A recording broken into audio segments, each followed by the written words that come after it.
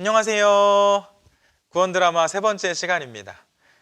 지난 2화의 내용 모두 기억하고 있나요? 하나님과 사람이 약속을 통해 하나가 되면서 이야기가 끝났습니다. 그 약속은 하나님을 배신하지 않고 말씀에 순종하며 살아가면 하나님께서 영원토록 함께 해주시며 도와주시고 지켜주시겠다는 약속이었습니다. 그렇게 사람은 다시 하나님의 백성이 되었습니다. 하나님의 백성들은 이제 하나님의 인도하심을 따라 약속의 땅에 들어가 살게 됩니다. 노예로 살던 그들에게 땅이 생겼고 집이 생겼습니다. 이제는 농사도 마음껏 할 수 있고 가축들도 마음껏 기를 수 있게 되었습니다. 새로운 땅에 정착하는 과정에서 때때로 주변 민족들의 공격도 있었지만 그때마다 하나님의 도움으로 성공적으로 이겨내며 이 약속의 땅에 무사히 정착할 수 있었습니다. 안정적인 삶이 시작된 것입니다. 불과 몇십 년 전에 비해 너무나 달라진 이 삶의 환경에 감사의 고백이 저절로 나왔겠죠. 모든 것이 하나님의 은혜라고 고백했습니다.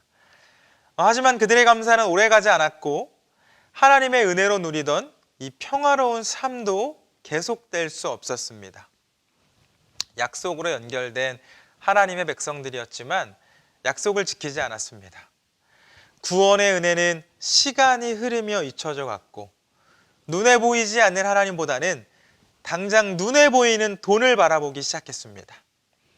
당시에는 농사가 잘 되고 가축들을 잘 기르면 부자가 될 수 있었는데 이 어리석은 사람들은 이 땅을 창조하신 창조주 하나님께서 도와주셔야 모든 일이 잘 될 수 있다는 것을 알지 못했습니다. 그렇게 백성들은 하나님을 모르는 사람들, 곧 이 주변 나라의 사람들이 섬기던 신들을 섬기기 시작하는데 농사의 신, 다산의 신 등 우상들에게 절하며 하나님을 배신합니다. 하나님과 했던 10가지의 약속 중에 가장 첫 번째가 하나님 외에 다른 신을 섬기지 않는 것이었지만 하나님의 백성들은 그 약속에 대해 전혀 모르는 사람처럼 행동했습니다. 하나님께서는 그때마다 하나님의 살아계심을 보여주셨지만 사람들은 마음을 돌이키지 않았습니다. 눈에 보이지 않는 하나님을 따르기보다는 당장 눈에 보이는 이익들을 쫓아 살았고 우상을 섬기며 하나님의 마음을 아프게 했습니다. 결국 태초의 사람 아담이 하나님의 품을 떠나게 된 그날처럼 하나님의 백성들도 그들이 살던 땅, 하나님께서 주신 땅, 아브라함과 모세에게 말씀하셔서 약속으로 주신 이 땅에서 쫓겨나게 됩니다. 물론 하나님께서 처음부터 백성들을 쫓아내신 것은 아니었습니다. 하나님께서는 이 백성들이 배신할 때마다 선지자들을 보내셔서 그들이 잘못된 길을 가고 있음을, 마음을 돌이켜 다시 하나님께로 돌아올 것을 말씀하셨고 때로는 강하게 경고도 하셨습니다. 하지만 소용없었습니다. 돌아오지 않았습니다. 하나님의 백성들은 이 선지자들의 소리에 귀를 기울이지 않을 뿐만 아니라 무시했습니다. 자신들의 뜻과 주장을 굽히지 않았습니다. 그러자 하나님께서 택하신 이 새로운 방법은 강한 충격을 주심으로 연약한 백성들이 하나님을 바라볼 수밖에 없도록 하는 방법이었습니다. 처음에는 한 나라가 둘로 갈라지면서 힘이 약해지도록 만드셨고 그 후에 이 주변 국가들과의 전쟁에 계속해서 휘말리게 하셨는데 차례로 북왕국은 아시리아라는 제국에, 남왕국은 바벨론이라는 제국에 망하게 됩니다.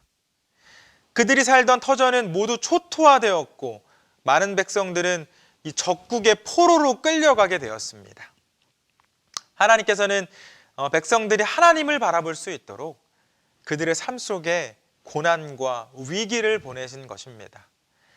우리는 이 장면을 통해 하나님께서는 모든 나라의 주인이시며 왕 중의 왕이 되셔서 역사의 흐름을 주관하신다는 것을 알 수 있습니다.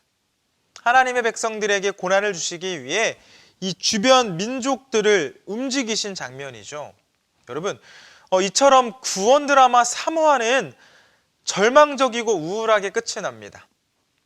2화에서 하나님과 사람이 연합하여 행복한 이야기들이 계속될 줄 알았는데 또 한 번 사람의 배신으로 행복이 깨어졌습니다. 그렇다면 4화에서는 다시 두 주인공이 하나가 될 수 있을까요? 기대하는 마음으로 내일도 함께하면 좋겠습니다. 안녕.